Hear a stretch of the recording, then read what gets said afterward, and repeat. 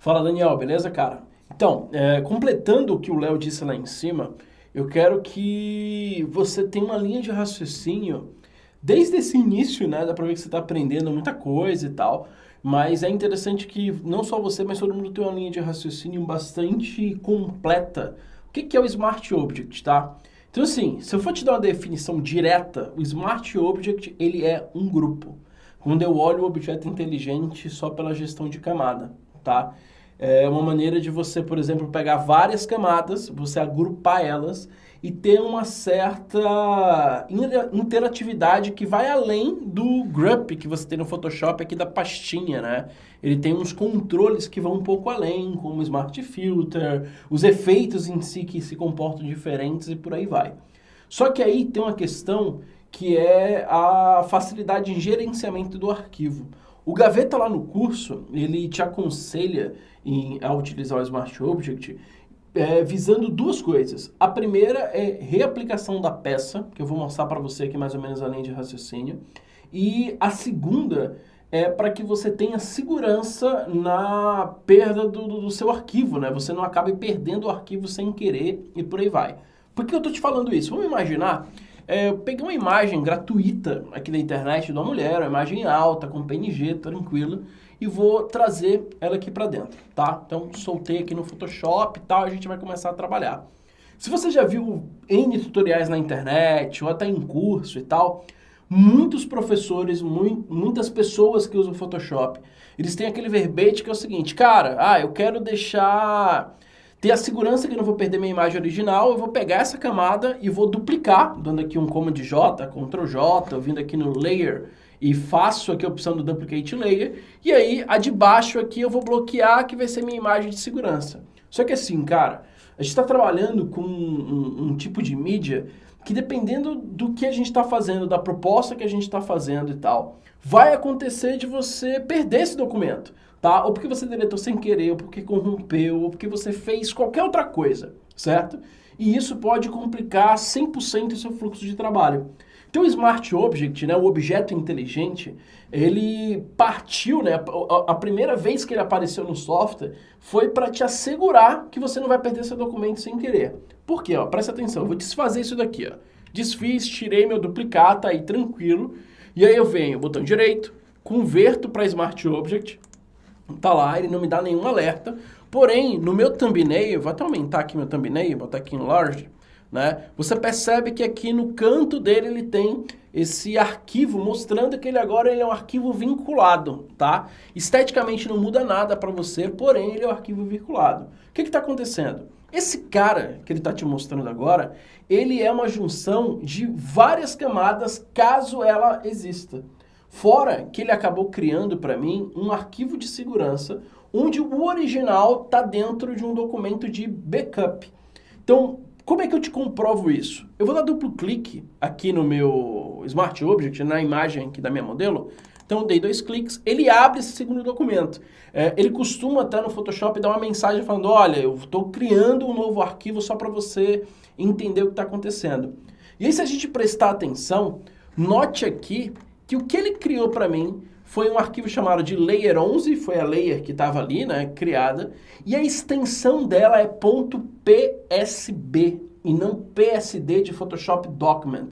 Ele está criando aqui a estrutura de PSB, que é o Photoshop Backup. E isso quer dizer o seguinte, cara, eu estou fazendo um backup da sua imagem original e não importa a loucura que aconteça, se o arquivo corromper, se você perdeu, se deu merda, o que for, ele vai estar ali seguro. Só que aí tem uma postura, né, uma conduta, melhor dizendo, que o pessoal não costuma dar, que é estar criando a sua biblioteca pessoal de PSBs. Vou dar um exemplo, né, como eu já trabalhei com gaveta, lá no Jovem Nerd, né, no Nerd Office, no Nerd Player e tal, o branding do Jovem Nerd, ele tem um costume de ter aqueles badges, né? Então, aquele selo babaca, o de inglês e por aí vai. E isso são elementos que são sempre usados e tem uma diferença ou outra. E aí, para que você não corra o risco de você estar trabalhando no original, ele pega esse PSB, que é o backup, vem aqui no menu File, Save As, e salva esse cara, né, com outro arquivo. Só que aí note um detalhe. Olha como eu provo para você que isso é um backup, né? Por padrão, ele vem para essa pasta aqui, Temporary Items, né? Ele está criando uma pasta temporária com todos esses itens que eu estou trabalhando no Photoshop. E isso que eu posso fazer é ter uma pasta dentro da minha organização de trabalho que eu vou salvar todos esses PSBs. Então, o meu backup está sendo feito lá dentro. E outra coisa é que esses pontos PSB são entendidos pelo próprio Photoshop, olha aqui, como um formato de Large Document Format, né? Então, ou seja, ele já está dizendo que ele é um PSD sim, só que um PSD largo. Ele pode considerar várias camadas, uma extensão maior de camadas como uma só. Então, dentro da organização, ele funciona dessa maneira, essa é a linha de raciocínio. Beleza? Conseguiu entender, mais ou menos, o poder dele, né? E aí, tá, eu não vou dar um save as, mas eu poderia fazer isso. Então aí eu vou conseguir trabalhar. Agora imagina, aí você vem a relação com o After Effects, você entendeu essa logística aqui dentro do Photoshop, só que aí vem a relação com o After Effects. Eu peguei aqui uma imagem do modelo, que é algo que acontece muito, principalmente nessas animações de varejo, onde você tem uma pessoa, tem um produto, algo parecido, é que antes dele ir para o After para você fazer as animações, fazer o motion em si, você passa pela parte de layout, o concept em si, você está concebendo a composição, e também você passa pelo tratamento da imagem. E aí imagina, né, eu estou no PSB, eu vou lá e faço o seguinte, cara, eu vou aplicar, não vai ser o caso, eu vou exagerar pra caramba, mas imagina que aqui nessa modelo eu vou estar aplicando, por exemplo, uma camada de ajuste. Então, cheguei aqui, eu crio um curves, ele cria a camadinha aqui de ajuste. Eu quero, né, fechar um pouco mais, né, a imagem, deixar um pouco mais contrastada, né? Então, vou esquentar ela aqui um pouquinho, porém eu quero que isso só aconteça nos cabelos. Então, eu inverti aqui, vamos lá, e aí com o pincel eu vou pintando de branco somente na parte aqui dos cabelos. Então, deixando aqui, fazendo bem aleatório, só para a gente ter a ideia mais ou menos de como funciona. Então, trabalhei mais ou menos aqui dessa maneira. Aí, vamos supor, viajando também, que eu quero que na parte do jeans também tenha uma colorização específica. Então, posso chegar aqui da mesma maneira e criar uma nova camada de ajuste, onde eu vou estar aplicando aqui um Hue Saturation. E nesse Hue Saturation, eu vou aplicar aqui um Colorize e quero que ela fique com um jeans mais próximo ao avermelhado mesmo, tá? Então, deixou dessa maneira. Vou inverter aqui e aí fiz o tratamento específico, tá? Então, mais ou menos aqui dessa forma. Ó. Foi lá. Aqui. Lá, tá, bem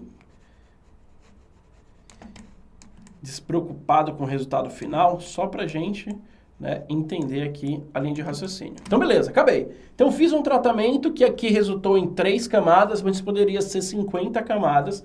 Salvei esse cara, dei um save, vou fechar, e você vai ver aqui que no meu arquivo, né, do Photoshop, que é esse arquivo que está como Untitled, que está como Full HD, se a gente vir aqui nas propriedades de imagem, ele está aqui como Full HD, 1920 por 1080, ele que vai estar para o After Effects.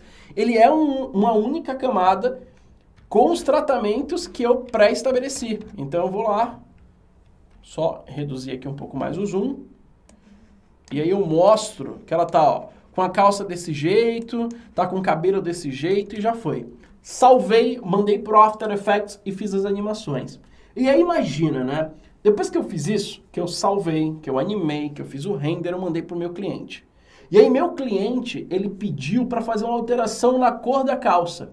Para pensar, se eu tivesse feito todos esses tratamentos no arquivo que vai por After Effects, o After Effects ele ia importar sem problema nenhum, tá? Só que ele ia importar sem problema nenhum uma camada de ajuste de curves, uma camada de ajuste de Hue Saturation, e com certeza você e a galera que está estudando After já viu que o quanto mais camada eu tenho dentro do After Effects, mais denso ele fica e obviamente ele vai depender mais da minha memória RAM, e isso é ruim.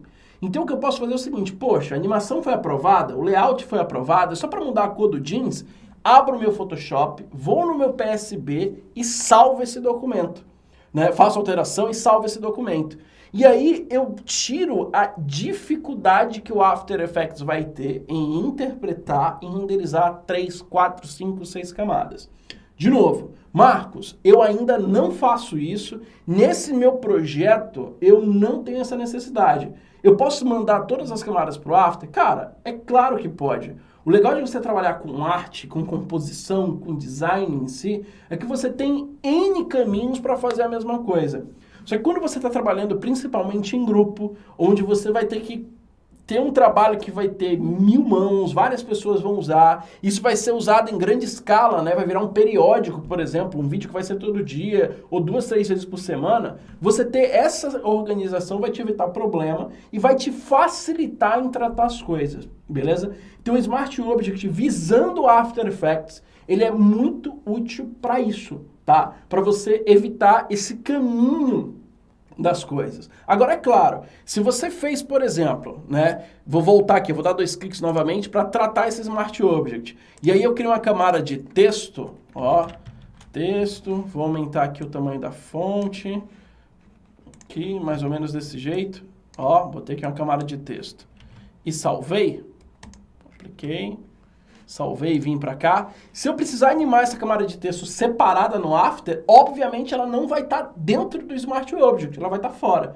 Você precisa ter o bom senso para que você saiba interpretar o que vai ser entendido como uma coisa só, mas durante a criação ele vai ser interpretado no After como um único elemento, tá? Então é legal você ter esse macete, essa facilidade, beleza?